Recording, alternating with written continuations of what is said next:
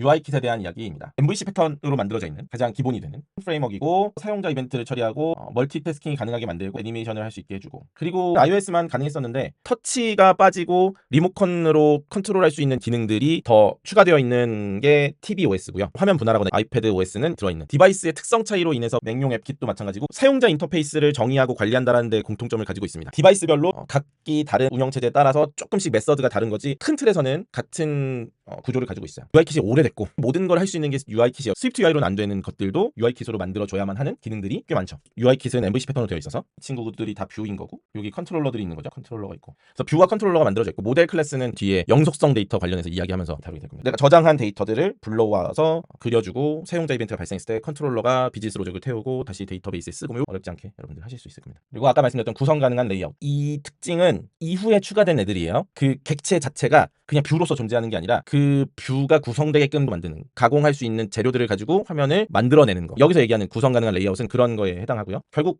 UI킷이 하는 일은 UI를 구성하는 일이니까 화면 배치를 하는데 오토 레이아웃이라고 하는 걸 가장 많이 씁니다. 처음 UI킷이 나왔을 때는 요 프레임 레이아웃이라는 걸로 화면을 그렸어요. 아이패드 나오고 레티나 디스플레이로 커지고 화면이 파편화되다 보니까 프레임 레이아웃이 가지고 있는 한계는 뭐예요? 높이, 너비, 거리를 매번 개선해줘야 되니까 너무 번거롭잖아요. 오토 레이아웃이라는 코드로 화면을 특정 룰에 맞춰서 가운데 정렬해주세요, 나란히 배치해주세요, 어느 뷰에서부터 몇 픽셀 떼주세요, 이런 것들을 코딩할 수 있게끔 해주는 정밀한 UI 표시를 위한 오토 레이아웃이라는 게 생겼고 지금은 UI킷은 오토 레이아웃으로 다 한다고 생각하시면 돼요. 여기서 혼동이 오는 게 프레임 레이아웃이 아직 없어진 게 아니에요. 기본적으로 들어있어요. 남아있기 때문에 헷갈려요. 오토 레이아웃하고 프레임 레이아웃이 충돌되는 지점이 있습니다. 여러분들이 공부하실 때도 문서 같은 거 찾아보면 혼재되어 있으니까 헷갈릴 수 있는 부분이 있어요. 일단은 오토 레이아웃을 중심으로 공부를 할 거고 그쪽으로 말씀을 드릴 겁니다. 인터페이스 빌더라는 친구가 있습니다. 처음 프로젝트 생성할 때 스위프트 UI 말고 엑스코드에서 프로젝트 생성 누르면 바로 밑에 있던 게 인터페이스라고 해서 드롭다운 메뉴가 있는데 거기 스위프트 UI 스토리보드로 구분되어 있죠. 처음에는 스토리보드가 아니고 인터페이스 빌더인데 인터페이스 빌더는 단일 뷰에 대한 설계도를 가지고 있는 XML이에요. XML이라는 문법으로 구성되어 있는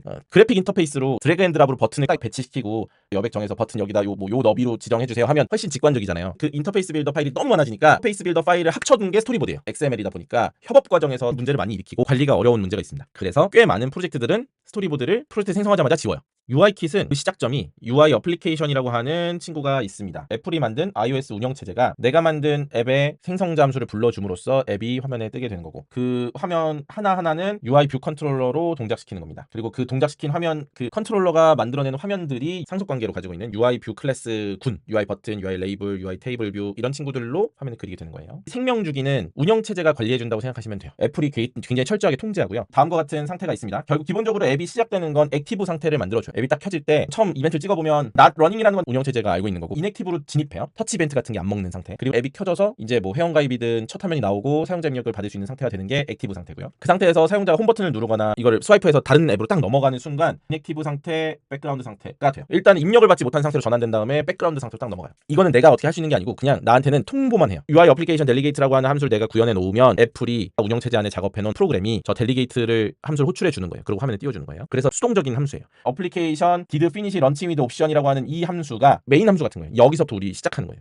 시작하는 거고 여기다가 캐시가 여기서 파일에다 쓰고 여기서는 파일에서 불러오고 해야 되는 거겠죠. 그래야 정상적으로 내가 만든 앱이 동작하는 동안 데이터를 다 가공하고 쓰다가 꺼지기 전에 딱 파일에 쓰고 다시 켜질 때 파일에 있던 걸 불러오고 요것만 해주면 돼. 그렇게 하면은 앱이 잘 동작할 겁니다. 그래서 설명을 하자면 UI킷은 iOS 앱의 핵심 개발 프레임워크. 이게 그냥 iOS 그 자체예요. 광범위한 커버리지를 갖고 있고 그리고 직관적이고 아주 그냥 기본적인 뷰 컴포넌트였다가 구성 가능한 레이아웃 같은 것들이 구현돼서 나왔고 오토 레이아웃이라는 것이 나오면서 여러 화면에 동적으로 반응하면서도 안전하고 정밀한 위치 조정이 가능한 방식으로 발전했고 그리고 기본 MVC 패턴이다. 이 MVC는 화면을 그리는 뷰와 그걸 컨트롤하는 로직과 파일을 쓰거나 또는 서버로부터 가져오거나 구조화된 정보를 가지고 있는 모델 클래스 이 세 가지의 구성 요소를 가지고 있고 이 모든 거는 UI 어플리케이션이라고 하는 객체로부터 출발하고 생명주기 켜지고 꺼지고 개발자는 거기에 대응만 하면 된다. 이런 구조를 가지고 있다. 알고 계시면 되겠습니다.